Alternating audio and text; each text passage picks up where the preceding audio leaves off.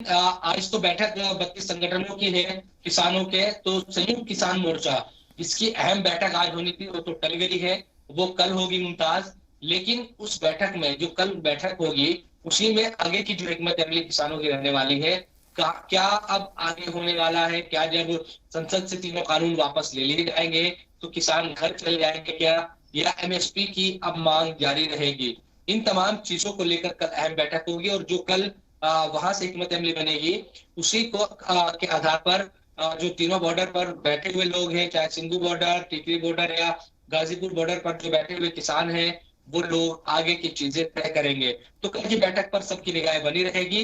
लेकिन जिस तरह से सरकार ने अपने कदम पीछे खींचे हैं उससे किसानों का हौसला बढ़ा है, और उन्हें अंदाजा हो रहा है कि शायद अगर अभी एमएसपी का मसला भी हल हो जाएगा तो फिर उन्हें दोबारा से इस तरह का जो जद्दोजहद है वो नहीं करनी पड़ेगी।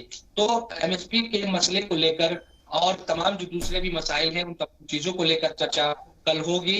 देखना यही होगा कि क्या फैसला लिया जाता है संयुक्त किसान मोर्चा की तरफ से, क्योंकि पूरा एक तरीके से जो मोर्चा है संयुक्त किसान मोर्चा, उसी ने सरकार के खिलाफ इतने बड़ा एक स्ट्रगल या संघर्ष उसकी तरफ से किया गया। उसी की रणनीति पहले दिन से बनी, और फिर दिल्ली की तरफ कूच किया, और यहाँ पर तमाम चीजें हमने देखी कि बॉर्डर्स पर जिस तरह से तमाम किसान बैठ रहे हैं। तो संयुक्त किसान मोर्चा ही ये फैसला आगे करेगा